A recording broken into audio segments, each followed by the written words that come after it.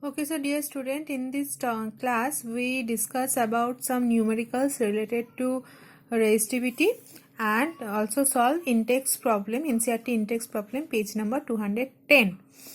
Okay, and this also the NCERT example 12.5 and 12.6. In last class we discussed about the resistivity, on what factor resistivity depends, and the difference between resistance and resistivity, and we got equation of resistivity rho equals to R into A by L. Okay, let's start with the first NCERT example, 12.5. Here, a resistance of a metal wire of length 1 meter is 26 ohm, 20 degrees Celsius. Okay. If the diameter of a wire is 0.3 millimeter, what will be the resistivity of the metal at that temperature? As we know that the resistivity depends on the temperature. If temperature is fixed, if we increase or decrease its area or the length, it does not affect on the resistivity.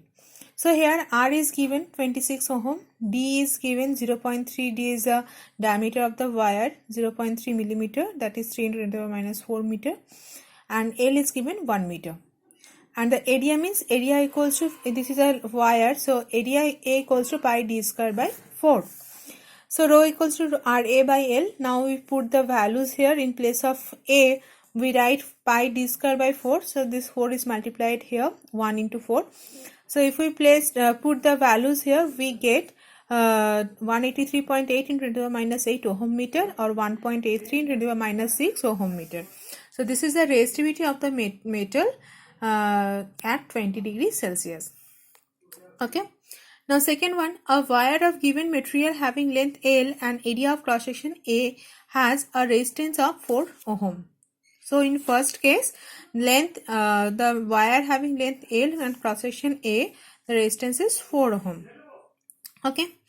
What would be the resistance of the another wire of same material having length L by 2 and area of cross section 2A?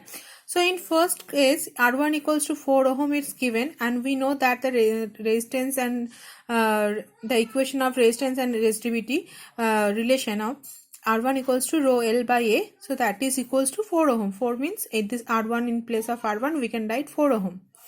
Okay, so in second case we use the same equation, but here L equals to L by 2. L equals to L by 2, and the cross sectional area in place of A we write 2A. So this is rho L by 4A. Okay, this 2 and 2, that means here rho L by 2 by 2A. So this 2 into 2, 4. So that's why we write rho L by 4A. Now if we divide this two equation, R1 by R2, that is equals to, we get 4. And we know that the value of R1 is 4. So 4 by R2 equals to 4. So R2 equals to 4 ohm. R2 equals to 1 ohm. So resistance of the another wire is 1 ohm. If when we length is decreased by half and cross section area increased by 2. We know that resistance depends upon length and area of cross section. That's why the same material is same, but because the length and area of cross section change, that's why resistance also change. Now NCERT in-text questions discuss, page number 210. First question, on what factor does the resistance of a conductor depends? It already discussed in the previous class that there is a 4 factors: length, area of cross section, temperature, and nature of the substances. Okay, this already discussed in the lecture, Monday's lecture, dated 27th April. Okay. Will current flow more easily? Next one. Will current flow more easily through a thick wire or a thin wire of the same material when connected to the same source, and why? We know that resistance depends upon length. Okay, and it is directly proportional. So, and it is inversely proportional with the area of cross section. So here the question is, will current flow more easily through a thick wire or a thin wire? So thin wire and a thick wire. So thick wire means area of cross section more. If area of cross section more, resistance is less, and if resistance is less, current flow through the thick wire easily. Okay.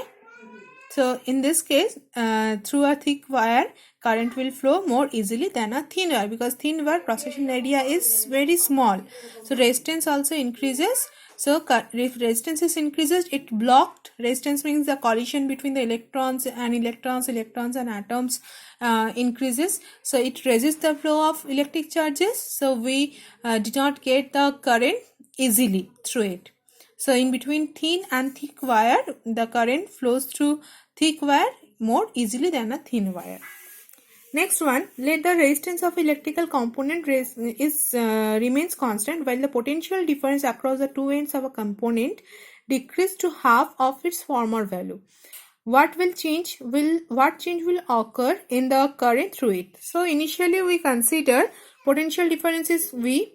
Now second case, when final potential difference is decreased by half, so we denoted by V dash equals to half of the former value, that means the initial value, V by 2. But in both cases resistance is constant. And from Ohm's law we get V equals to I into R, that means V proportional to I. When we write equal sign, we multiply by a constant term, that is called resistance. Okay, so I equals to, here we get V by R. So in second case, if we find out the current, that is I dash equals to, we get V dash by R. So V dash equals to V by 2 by R. So we get half of V by R, that is equals to I by 2. So what change will occur in the current through it? Current also be half. When the potential difference decreases to half, current flows through it also decreases by half. Now the next question, why the coils of electric toaster and electric irons made of an alloy rather than a pure metal? Because it also already discussed in a last class, the resistivity of an alloy is higher than the pure metal, and at high temperature alloy does not melt or oxidize readily. That's why we use alloys. Now next one, use the data in table 2.2 in your book. One table is given resistance, some metals name, its resistivity. Okay, so first you see that table, then you understand this answer. Which among iron and mercury is a better conductor? From that table we got iron resistivity is 10 into 10 to the minus 8 ohm meter, and for mercury that is 94 into 10 to the minus 8 ohm meter. So we know that resistivity of a mercury is more. If resistivity is more, resistance also be more. So that means resistance is more, then current cannot pass through easily through that conductor. So in between iron and mercury, iron has less resistivity, so less resistance. So if resistance is less, current flow through it is more. So in between iron and mercury, iron is the better conductor than mercury. Which material is the best conductor? From that table we observe that the resistivity of the silver has the lowest among the listed material, lowest resistivity. Okay, first you see that table, you can see that silver has lowest resistivity. Okay, so lowest resistivity means lowest resistance, so it is a best conductor. As we know that less resistivity means better conductor. Okay, thank you.